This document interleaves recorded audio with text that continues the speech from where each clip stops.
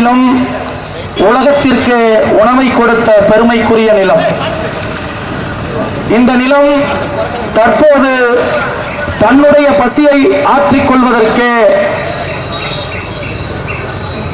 தான் கையேந்தி நிற்கிற நிலைக்கு இந்த திராவிட ஆட்சியாளர்கள் தமிழ் தேசிய நிலத்தை நிறுத்திவிட்டார்கள்.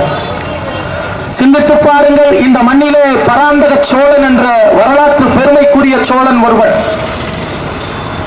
அவனும் இந்த நிலத்திலே ஆட்சி அதிகாரத்தில் தான் இருந்தான்.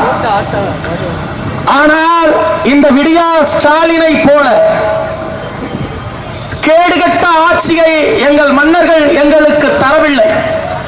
எங்களுடைய உரிமைகளை, எங்களுக்கு துரோகத்தை மன்னராட்சி காலத்தில் கூட எங்கள் தஞ்சை பெருநிலம் தரிசாக கிடந்ததில்லை. அது மன்னராட்சி காலம், முடியாட்சி காலம்.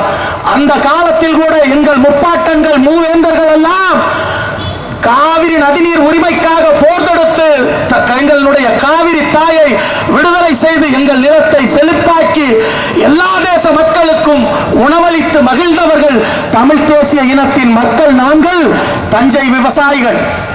இந்த பராந்தக சோழன், மைசூர் மகாராஜா போன்றவரெல்லாம் காவிரியில் குறுக்கே அணை கட்டி தண்ணீரை தடுத்த காலத்தில் தன் படை பரிவாரங்களோடு சென்று அந்த மன்னர்களை எல்லாம் கொன்று வென்று காவிரியில் அவர்கள் ஏற்படுத்திய தடுப்புகளை உடைத்தெறிந்து தமிழர்களுக்கு தாகம் தீர்க்க தண்ணீரையும், தமிழ் தேசிய நிலத்தில் விவசாயத்தை போற்றுவதற்கு தண்ணீரையும் கொண்டு கொடுத்தார்கள் தமிழர்கள்.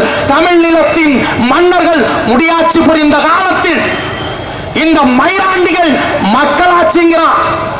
ஒரே நாடு, ஒருமைப்பாடு, இந்தியா என்கிற தேசம் தமிழர்கள் அனைவருக்கும், இந்தியர்கள் அனைவருக்குமானதுங்கிறான். குடிக்கிறதுக்கு தவிச்ச வாய்க்கு தஞ்சை விவசாயிகளுக்கு தண்ணீர் தர மறுக்கிறான். இதை யார் கேட்பா? யார் கேட்பா? தமிழ் தேசிய இனத்தின் பிள்ளைகள். என் உயிர் தலைவன் சீமான் தான் தான் தாங்கி நிற்கிற புலிக்கொடியை ஏந்தி கொண்டு தமிழர் திருநாட்டில் எங்கெங்கும் கழக குரலை எழுப்புறான்.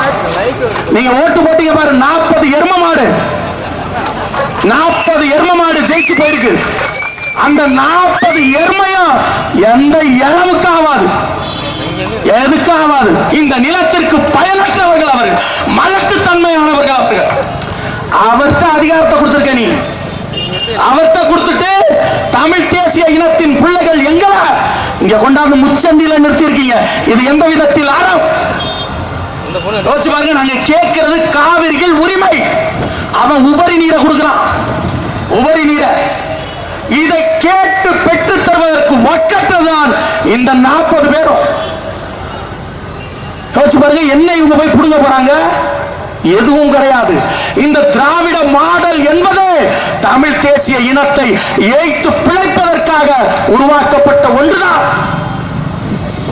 தமிழர்கள், தமிழ் தேசிய இனத்தின் மன்னர்கள் நமக்கான உரிமைகளை பெற்று தந்த போது மக்களாட்சி பேசுகிற இவர்கள் எதற்காக நம்முடைய உரிமையை தர மறுக்கிறார்கள்? ஒண்ணு எனக்கு தவிச்ச வாய்க்கு தண்ணிய கொடு, இல்லைன்னா எங்களை தனியா விடு என்று கேட்பதற்கு இந்த நிலத்தில் எந்த தலைவனும் இல்லை. அப்படி ஒரு பேராண்மையோடு பேசுவதற்கு ஒரு தலைவன் தமிழர் நிலத்தில் இருக்கிறான் என்றால் அது என்னுயிர் தலைவன் சீமான் மட்டும்தான். அவனும் அவன் தம்பிகளும் தான் தமிழ் தேசிய இனத்தின் உரிமைக்காக தமிழ்நாட்டில் தினந்தோறும் போராட்ட களங்களிலே நின்று கொண்டிருக்கிறோம். எங்களை நேர்மையாக வீழ்த்த முடியாத கருங்காலிகள் காணொளி போட்டு வீழ்த்தணும்னு நினைக்கிறான். சாதாரண ஆளாட நாங்க, சாதாரண ஆளா? நீங்க வீழ்த்தி முடிகிற அளவுக்கு வலிமை இல்லாதவர்களா? வலிமை இல்லாத படையவா என் தலைவன் சீமான் கட்டி இருக்கிறான்? அதுவும் ஸ்டாலின் எங்களால வீழ்த்த முடியாதா? 17 கட்சி கூட்டணி, 17 கட்சி கூட்டணியோடு அதிகார பலம் அனைத்தையும் வைத்துக் கொண்டு விக்கிரவாண்டிகள் நிராயுதபாணியாக நின்ற எங்களோடு மோசினீர்கள். ஆனாலும் உங்கள் திராவிட கோட்டையில் ஓட்டையை போட்டு 10,000 வாக்குகளுக்கு மேலாக வாங்கி நிறுத்தி இருக்கிற தலைவன், வரலாற்று பெருமைக்குரிய தலைவன் என் அண்ணன் சீமான். அந்த தலைவனின் கட்சியை காணொலியை போட்டு வீழ்த்திடுவாங்களாம். எங்கள் கட்சியினுடைய 2ஆம் கட்ட தளபதிகளை வீழ்த்தி விடுவார்களாம். நீ நஞ்சத்தில் நினைச்சிட்டு இருக்கீங்களா? மரியாதைக்குரிய ஐயா ஸ்டாலின் அவர்களே, எங்களுக்கு இடையே சலசலப்பு வரும், சச்சரவு வரும், அவர்களை வீழ்த்து விடலாம் என்று. நாங்க என்ன கருணாநிதியும் ஜெயலலிதாவையும் பார்த்து அரசியல் செய்ய வந்தவர்களா? எங்களுக்கு தெரியும்டா, எங்கள் தலைவன் பிரபாகரனுக்கு பக்கத்தில் இருந்த மாத்தையாவை உலக கைகூலிகள் கையில் எடுத்தா எங்களுக்கு தெரியும். எங்களுக்கு தெரியும். கருணாமாவை கையில் எடுத்தான் எங்களுக்கு தெரியும். நாங்கள் யாரையும் நம்பியில்லை. தமிழ் தேசியம் என்பது என் உயிர் தலைவன் சீமானை நம்பி நிற்கிறது. இந்த உளவுத்துறை என்ன செய்யணும் எங்களுக்கு தெரியும். எல்லா வேலையும் செய்வான். எங்கள் தளபதிகளை எங்களை கொண்டே வீழ்த்தும் வேலையை எங்கள் கையை எடுத்து எங்களை கரங்களை குத்த நினைக்கிற அதுக்கெல்லாம் வாய்ப்பு இல்லை. தத்துவ புரிதலோடு தெளிந்த சிந்தனையோடு எங்கள் அண்ணன் சீமானின் கட்டளை தளபதிகள் களத்தில் நிற்கிறாங்க. அவர்கள் உயிரை கொடுத்து இந்த இனம் பெற வேண்டிய உரிமைகளை பெறுவார்கள். ஆனா நீ என்ன பண்ற? காவல்துறை எங்கள் கட்சியினுடைய முக்கியமான கொள்கை பரப்பு செயலாளர் ஒருவருடைய கைது நடவடிக்கையின் போது இந்த காவல்துறை எங்களுடைய போனை புடுங்கிக்குது. அதை புடுங்கிட்டு தேவையில்லாத வேலையை செய்யுது. இதுவா காவல்துறைக்கு வேலை? இதுவா காவல்துறைக்கு வேலை? நாட்டில் 1000 சட்டம் ஒழுங்கு சீர்கட்டு போய் கிடக்கு. பட்ட பகலில் பச்சை படுகொலை செய்யப்படுகிறார் அண்ணன் ஆம்ஸ்ட்ராங் அவர்கள்.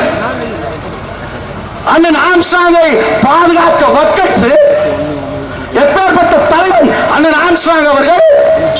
இந்த நாட்டில் தலித்தாக பிறந்து தமிழ் தேசிய இனத்தின் ஒற்றுமைக்காக பேசிய ஒரே தலைவர் எங்கள் அண்ணன் ஆம்ஸ்ட்ராங் அவர்கள் தான். அவரை வீழ்த்த வியோகம் கொன்னுட்டான். அவரை கேட்க ஆள் இல்ல. ஆனால் நாங்கள் தான் தலித்துகளுக்கு மொத்த ஏஜென்ட்.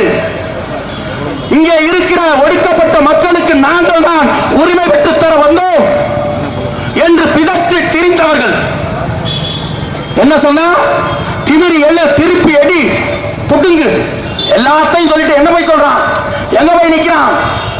போய் நின்னுட்டு ஆம்ஸ்ட்ராங் படுகொலைக்கு நீதி கேட்டு நடக்கும் பேரணியில் சிறுத்தைகள் யாரும் கலந்து கூட கூடாது. இது பச்சை துரோகம் இல்லையா தமிழ் தேசிய இனத்திற்கு? யோசிச்சு பாருங்க, எவ்வளவு துரோகம்! தமிழ் தேசிய இனம் எவ்வளவு துரோகங்களை சந்திப்பது. ஆட்சியாளர்களிடத்தில் எதிர்த்து பேச வக்கற்றவர்கள், நீதி கேட்டு சட்டம் ஒழுங்கு போராட்டம் நடத்துகிறவர்களுக்கு அந்த பேரணியிலே பங்கேற்க கூடாது என்று சொல்வீர்கள் என்றால் நீங்கள் யாருக்கான ஆள்? மரியாதைக்குரிய அண்ணன் அவர்களே, மீசையில் முறிக்கு கொண்டு திரிந்து பேசுகிற நீங்கள் யாருக்காக வேலை செய்கிறீர்கள்? தோழமை சுட்டுதலா? சிந்திக்க வேண்டாமா? நீங்க உங்களை நம்பி ஓட்டு போட்டவர்களுக்கு நீங்க நியாயமாக இருக்க வேண்டாமா? திராவிட முன்னேற்ற கழகம் சீட்டு கொடுத்ததுனாலதான் நீங்க ஜெயிச்சீங்களா? இங்கே அந்த மக்கள் ஓட்டு போட்டவர்களை ஜெயிக்க வைக்கலையா? நம் சொந்த ரத்தம் தானே கொல்லப்பட்டு இருக்கிறது. அந்த பேரணியில கலந்துக்க கூடாதா? இது என்ன தர்மம்? இது என்ன அறம்? இதையெல்லாம் கேட்க ஒரு கட்சி வேண்டும் என்றால் அது நாம் தமிழர் கட்சியும் அதன் தலைவன் அண்ணன் சீமானும் தான்.